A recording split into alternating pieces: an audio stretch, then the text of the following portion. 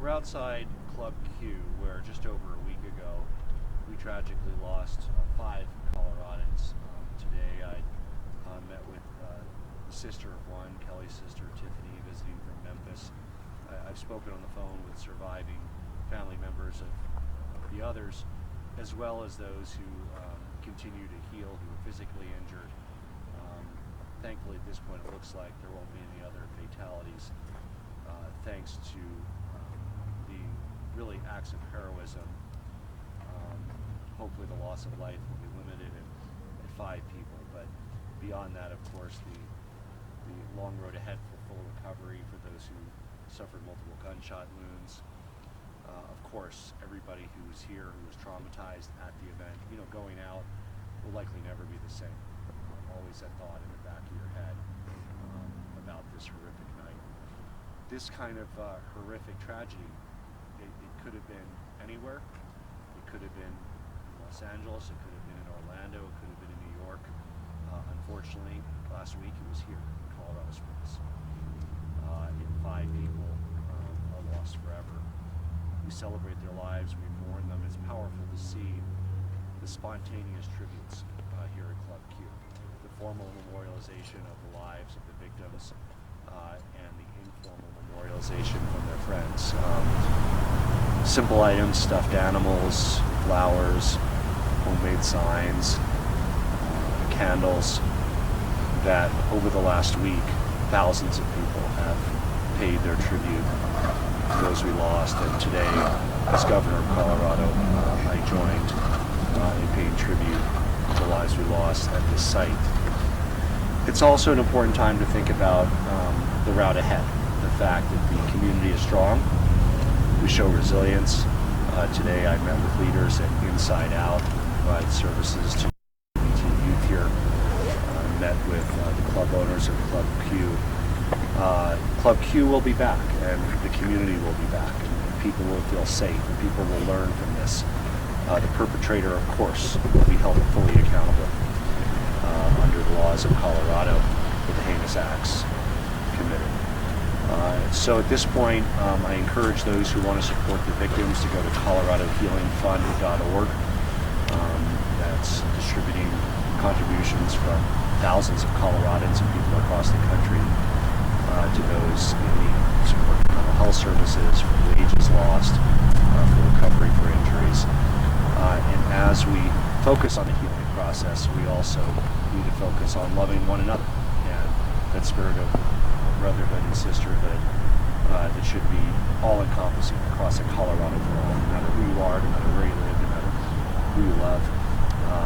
Colorado is a place for you, and Colorado, of course, will always have a place to remember 5 victims, and we always will have a place to celebrate the lives of those that we lost. So with that, I'm going to take some questions. Governor, you talked about Colorado's red flag law pretty extensive.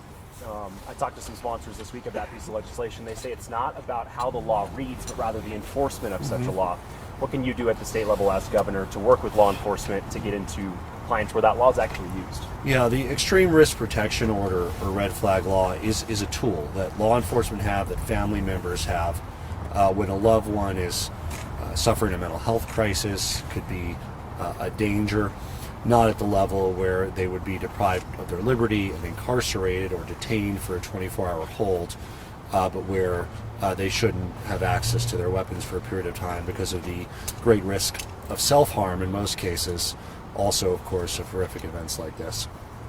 We are going to work with members of the legislature, with law enforcement, in improving the red flag law to make sure it's able to be used in instances where acts like this, as well as suicides, can be reduced by temporarily removing access to weapons when somebody's in a mental health crisis. What ideas specifically would you bring to improve that piece of legislation? We'll look forward to, of course, learning more about the particulars of this and how it might have been used, but also other possible scenarios as well. It's been discussed potentially expanding those who can seek a red flag order to district attorneys and prosecutors as an example, as well as looking at how we can make sure that they're used in a safe way across the state of Colorado. continue to learn more about the suspect, can you address to us the Colorado law about sealing previous court cases and how that may have played a different role in this case? I know you're talking about using district attorneys to that order. How does that play when a previous case was sealed under Colorado law? Well, it's my understanding that previous charges will likely come to light as part of the context in this case. Obviously, that'll be subject to the ruling of a judge, but very likely the prosecution or defense will bring up any potential prior incidences regarding this individual. There's no excuse for what happened and what this person did. And also, it should be a fairly open and shut case. Multiple witnesses, video, people saw it happen. I am extremely confident that there will be a conviction here and the perpetrator will never, during their lives, emerge from the jail cell. Governor, some lawmakers have said that the red flag law may be too discretionary. Do you have any thoughts on if it is too discretionary, if there's anything the state should do to make more? Well, ultimately, of course, under the process of law, a red flag order would need to be sought by some entity. It's contemplated under the law that often a parent might seek it for their child who's having a mental health crisis. If the child is 16 or 17, the parent doesn't need to seek it. They themselves can remove access to the weapons, but if the child's 19 or 20 or 21, it would need to be sought by the parents. In this case, it was not sought by the mother. It can also be sought by local law enforcement. In this case, it was not. I think what will be looked at is what other entities can seek that, including, for instance, potentially district attorney offices or others who might have knowledge that a person may be at risk of self-harm or acting out with their weapons. Governor, after this tragedy, there's been a lot of talk about a new kind of anti-LGBTQ rhetoric that's largely associating transgender people with grooming and pedophilia. It's largely become more popular in the last year. Does that concern you, especially coming from different parts of the country? I mean, we certainly don't know the contribution of the hostile rhetoric that's out there to this particular case. But of course, there's no excuse for rhetoric that targets or attacks individuals based on who they are or who they love. And that can not only be incendiary or inspire acts against the LGBT community, but it also can make life harder for those who are dealing with gender identity or sexual orientation issues and need to see positive role models and get the support they need to be themselves.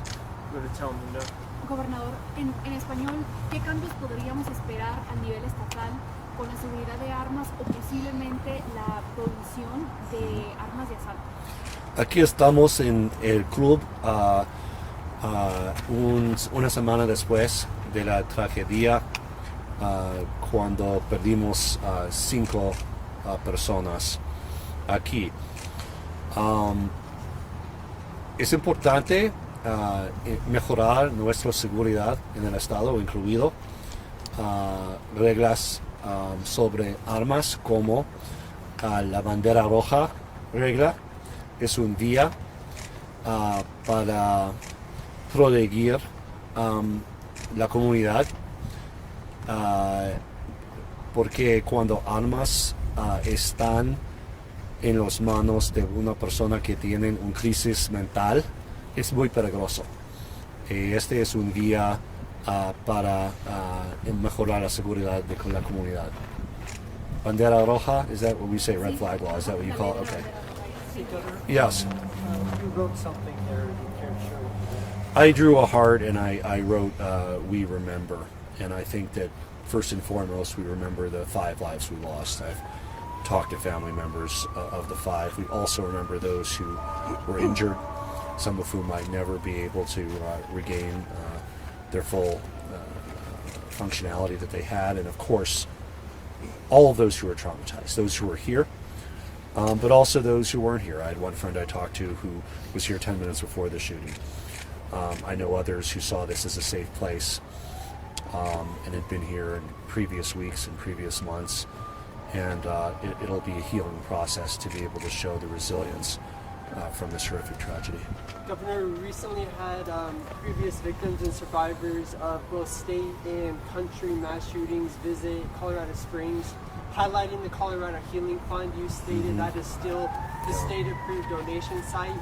They're concerned that not all 100% of donations will go to the victims and survivors. Is the focus still on the Colorado Healing Fund, and how can we get 100% of donations to the victims and survivors? You know, there will always be those who want, different utilizations of funds that are raised. I know discussions are underway to try to find donors that might underwrite administrative costs, but of course the truth is that in being able to distribute funds and making sure that they're accountable and transparent, of course there's costs involved with that, and we need to make sure that the funds are distributed expeditiously, but also in a way that can withstand the scrutiny that should be applied, making sure that people who receive funds are victims, that the funds are appropriately used, is also very important to donors of the fund. I would just say, what do you think the Colorado Healing Fund was a success for the Warren Boulder victims and survivors? Again, you can never satisfy everybody. I think you'll talk to some that were satisfied and others that were not, and that's simply because people sometimes disagree about the disposition of funds. So I think for everybody, you'll find that was not satisfied. You'll find somebody that was, and unfortunately, it will be the same here. There's never enough to help everybody with everything. I hope that more donors step up and support Colorado Healing Fund, but of course there's going to be needs that are difficult to meet. But at the same time, the funds will absolutely help support victims, and people can be confident in that. 2 more questions, Governor, please. what would you say to the sheriff of this county who has told our program and other programs that he will not under any circumstances enforce the red flag law that it sounds like you're pretty much in support of? What would you say to him? Well, that's worrisome to rule it out under any circumstances.